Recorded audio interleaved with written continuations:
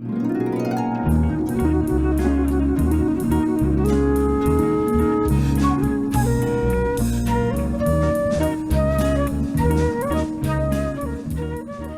to you by way of the not-for-profit Mainframe Studios at 900 Key Way in downtown Des Moines, this is 900 Views, a podcast about building community through the arts as we build an arts community. I'm your host, Pat Bodie, and today I'm at Daisy Chain Coffee Shop in the Raygun building in Des Moines East Village with artist Niq Thomas of Cedar Rapids. Niq's installing his large-scale work, Myths or Flowers, at Raygun for Art Week this year, June 18th to the 25th. Niq's a Georgia native who grew up in Independence, Iowa. An autodidact, Niq started as a doodler and student of pop culture, eventually schooling himself in abstract painting. He has most recently been exploring what he calls the overlap of collage, assemblage, and sculpture. The pandemic forced him to rapidly shift from a part-time artist to pursuing his art career full-time. He also recently curated the Iowa Pop Art Market at the National Czech and Slovak Museum in Cedar Rapids, providing a platform for the diverse work of more than 30 artists, creators, and vendors from across the state. His work has been shown at various venues throughout Iowa and across the Midwest. Niq, thanks for joining me here. Really appreciate it. Now, this Iowa Pop Art Market strikes me as potentially a significant community event. And I want to know if you think you're seeing any lasting value from having done all that work. You didn't just really curate it, you kind of coordinated it, facilitated it, made it happen. Yeah, absolutely. It's been a really impactful. I've had a lot of people, follow up with me after the fact, and we're sort of planning some future events as well. A lot of the artists, all the artists that were involved did really well in terms of selling art and exposing, their art to the people. And then we had a lot of vendors that were, like vintage clothing vendors that were selling things as well, and they all did really well. So, and we built a little community there, between the two groups in the time that we planned that event and after the fact. And I've had, the artists reach out to me and about future events and things like that. So I think that we'll do more Iowa Pop Art events in the coming months and years. So it's been really exciting, and it's been fun to sort of see how that was it's been a launching point for some of these other initiatives that we've been talking about with these artists.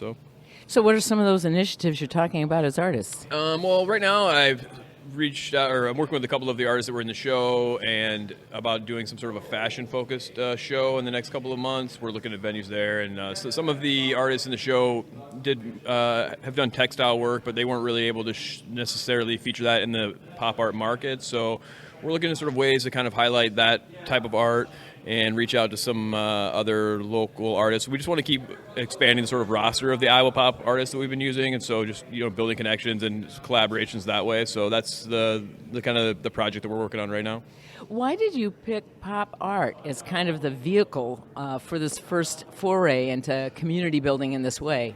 Well, for a couple of different reasons. One of the reasons was that the Czech and Slovak Museum, Andy Warhol has a Slovakian background, so they had done some. I did not know that. Yeah, so they had done some. They had done some Warhol-focused exhibits there in the past, and that was actually the only other time I'd been there. They had done a Warhol exhibit a few years back, and they had like screen printing activities where you could make a little soup can, or there was like a Warhol portrait or whatever. And so when I had started talking to the museum about doing an event, I sort of saw that as a way to kind of like connect the art angle and the Czechoslovakian angle as well. And then also I just think that like that was like a type of art that I feel like doesn't get represented very often in this part of the state anyway, or at least in the Midwest. A lot of times I go to these art fairs or art shows, and it's the same kind of traditional, more fine art focused stuff. So I wanted to focus on art that wasn't that, I guess, and I love pop art, so. Yeah. So what do you love about pop art? I like that it's accessible, and that it's, one of the great things about the market that we did is that we had such a wide range of artists, and everyone sort of did their own thing, and that was able to, the visitors that came, I heard so much about like, there was something for everyone, and it was so appealing to the young people and old people, and it was like, if you didn't necessarily like this artist, you walked over 15 feet and here was somebody who did something, completely different. So And I'm just like a pop culture person. I've always been into that, so I find that stuff more accessible. I know when I go to art museums, I sort of pass over a lot of the early stuff and go right to the modern contemporary things. So that's just what has always interested me about art. I mean, my earliest interest in art were about comic books and things like that. And I think that when I was younger, I probably wasn't made to believe that was as fine art as some of the Renaissance painters or whatever. And then as I got older and sort of learned more about the history of it, I think that, and especially now, I think comic books are a little more mainstream, so I think there's a little more appreciation for the art of that kind of pop art, I guess. So you really were pursuing the pop art in part because it was just relatable for a lot of different players. Well, yeah, and I just think that was a way and it was a way to create a theme that I thought I could use to bring in the different types of artists that I wanted to use, and it was a sort of a connecting thread. It was like, because I thought there were so many different types of art that could fall under the pop art umbrella that it allowed me to sort of have this sort of diverse lineup of artists that we had. So you're here in Des Moines.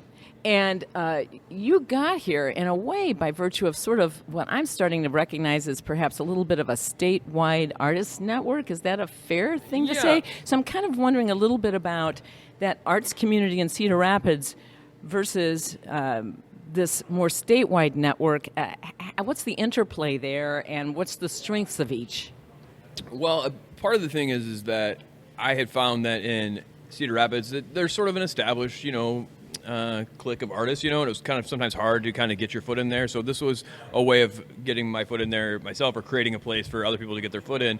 And a lot of the artists that I knew are from the Des Moines area and different areas around the state. So I didn't want it to be a Cedar Rapids event. I wanted it to be an Iowa event so that we could pull in artists from different parts of the state and, in the future as well. So I don't have a great sense of what the scene is like in Des Moines. I'm hoping that, I'm doing the thing at Raygun here next month, and I hope that that's going to, open some doors and help me meet more people in the Des Moines market. But I also think that, I found some great artists, or we featured some great artists in Cedar Rapids as well, and I just think that many of them had never shown in a show like this before or shown publicly at all. So it was a great opportunity for different artists to show their work to a completely new audience. A lot of artists, as you're coming up, you're just showing it to your friends and family, and it's hard to get reactions from people that you don't know. And so I think this was an opportunity where all these artists were able to, hear from people that had never seen their art before, maybe never seen art like theirs before. So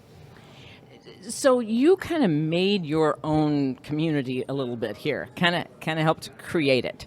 What's required to sustain it?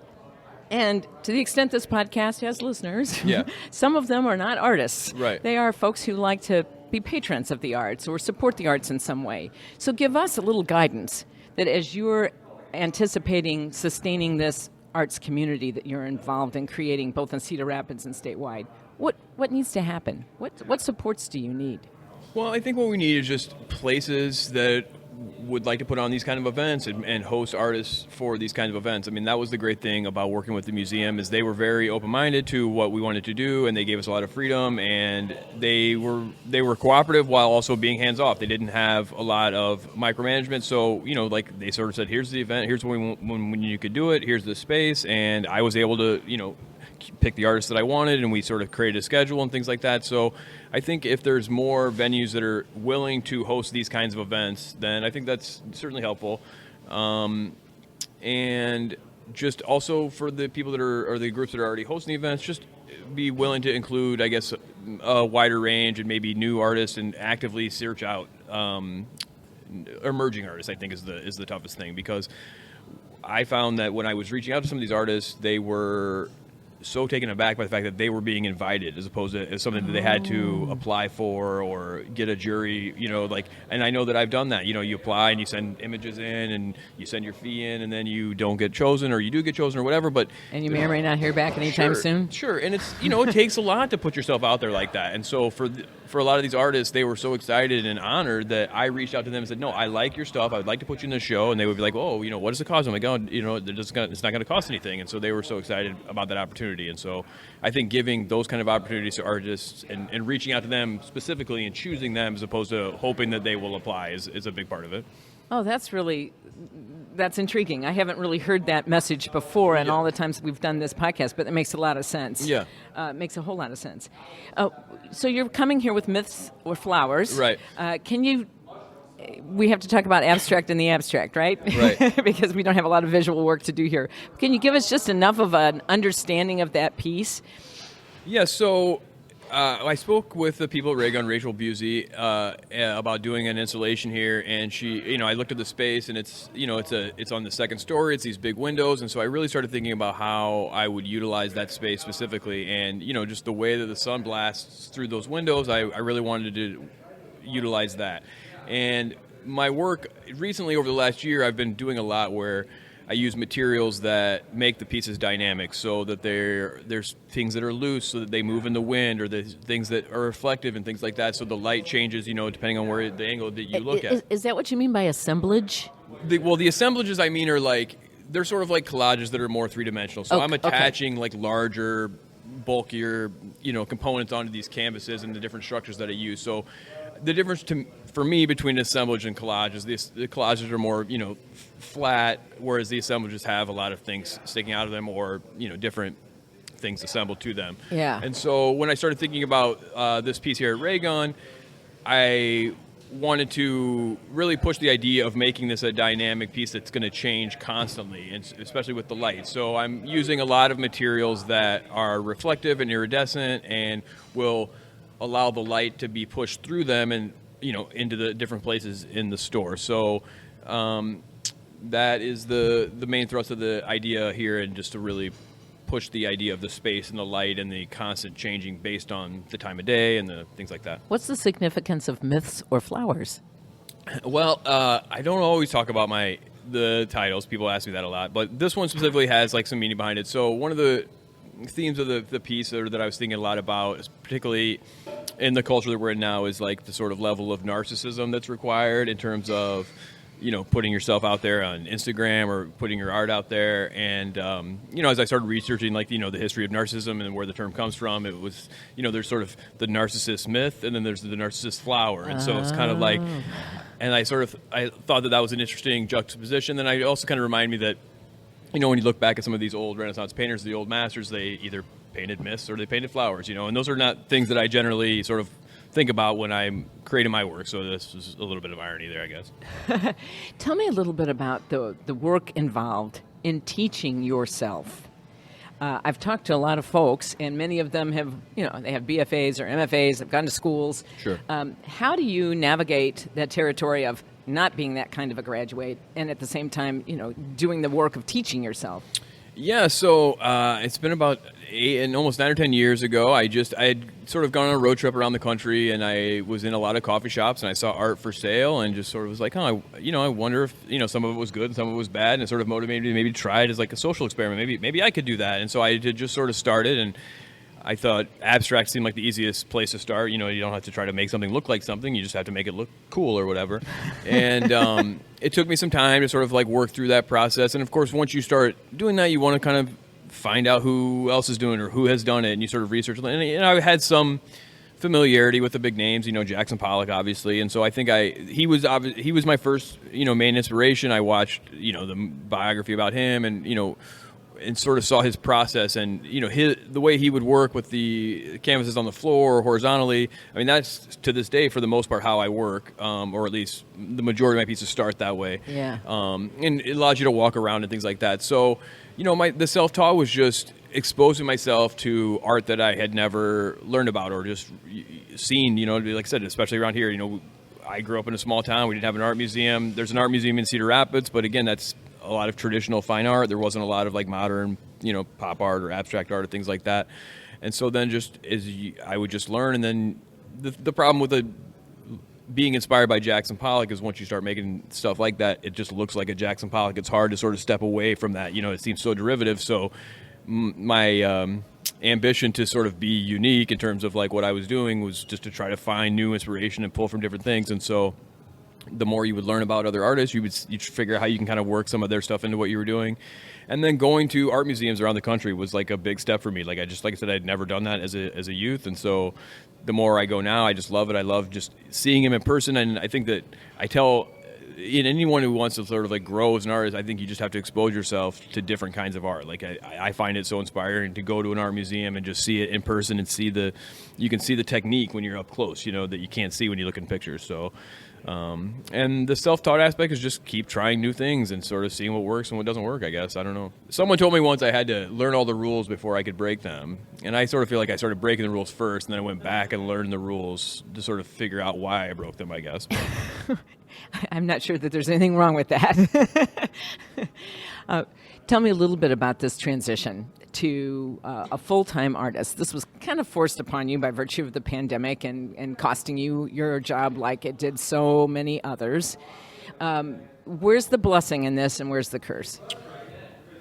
Well, it's been mostly blessing. I mean, obviously I don't have as much money as I did when I was working full-time, but it's really allowed me to change the way I think about myself as an artist and the things I'm creating. When I was working full time, to find time to do the art, it felt like I was trying to find time. It was staying up late. It was getting up early. It was trying to find time in between your normal life. And now it's like I just have to think about it all the time, which can be, somewhat overwhelming. But it's allowed me to really do things that are more conceptual and think more long term and focus on some of the things about being an artist that are less fun. The sort of marketing yourself and the building the websites and this kind of stuff, which. For years when people would ask me, I'd be like, I haven't updated my website in a while. It's like, that's not the fun part. Or like, this kind of stuff where, now it's like when you see that this is like your job, this is your career, you have to put the time in to do those sort of things. That being said, my website is not as updated as it should be. But and the curse of it is, like I said, it's a little bit scary. You know what I mean? I don't have much of a safety net here, but I have more confidence, moving forward now than I did a year ago. I think at some point I really started seeing myself as an artist as opposed to someone who just made art, I guess, which to me is a difference. I appreciated your point about inviting folks to show, et cetera. But when you think about that safety net concept, not to get too political here, but what would be a safety net of substance that the community and or the state could help contribute to in some way?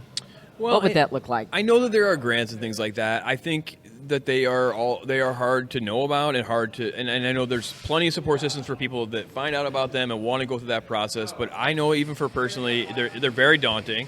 So I just think more, community programs that support. And again, I don't know the logistics and how that would work, but if it's stipends, if it's residencies, if it's things like that, where it just gives, and it doesn't always have to be financial. I think just the opportunity or giving, like I said, I think a lot of the artists that were in the market a couple of weeks ago, made more money that day than they had probably made selling art altogether prior. And so that for a lot of them, I think it gave them the confidence to do this again. It gave them the confidence to raise their prices. It gave them the confidence this isn't just you know what I mean? And it's such a big step to take for so many people to do that kind of first show and to sell art to strangers for the first time. Because all of us who have made art, we've sold it to our friends and relatives for years. But when you sell it to that first person who has no idea who you are and they just like your art for what your art is, that is a really big boost in your confidence. And I think that giving artists as many opportunities as possible to get that boost is huge.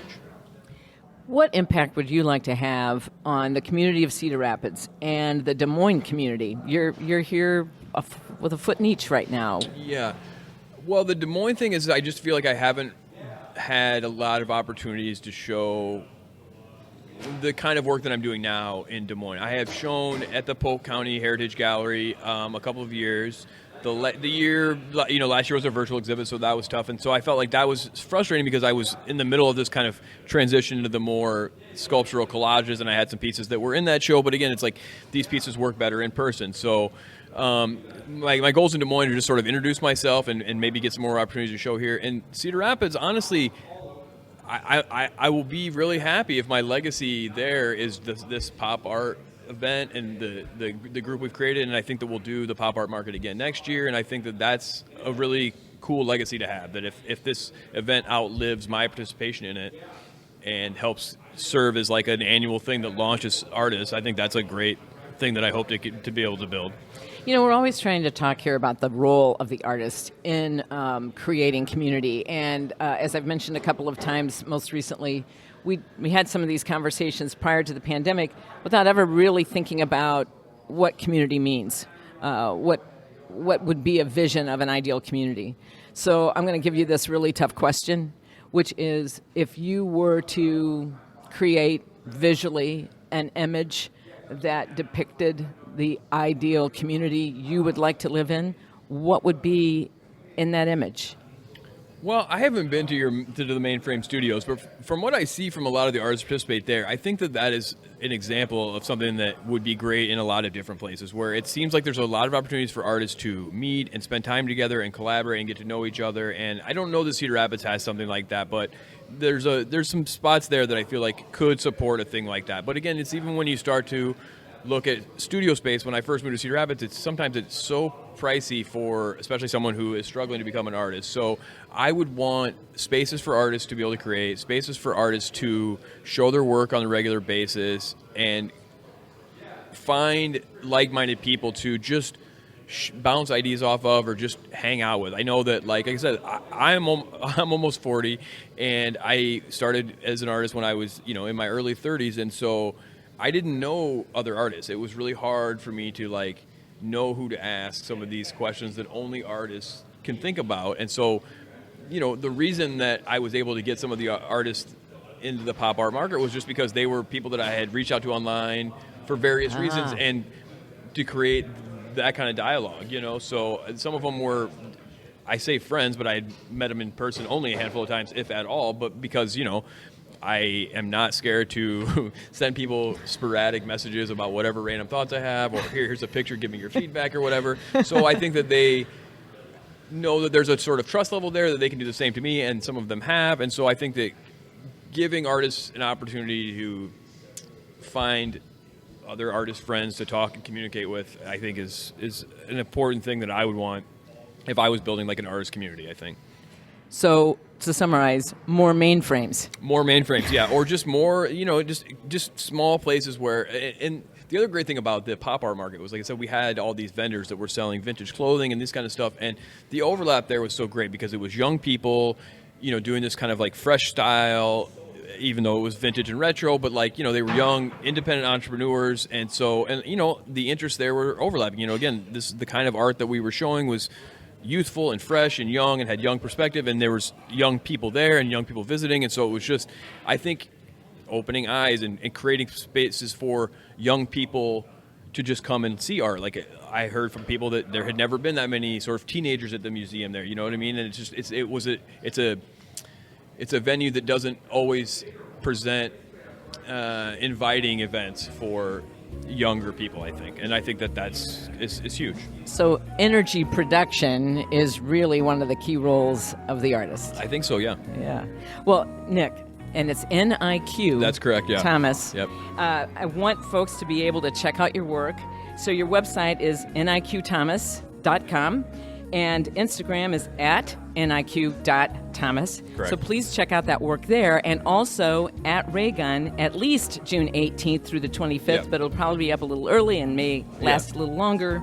Niq, thank you so much. I've loved having this conversation with you. I want to thank Rachel Boozy for helping to set this up, and also for catalyzing and coordinating Art Week, as she always does. And as always, thanks to everybody at Mainframe Studios, and to my collaborator, Alex Cooney, and thanks to you for listening to this episode of 900 Views. I'm Pat Bodie.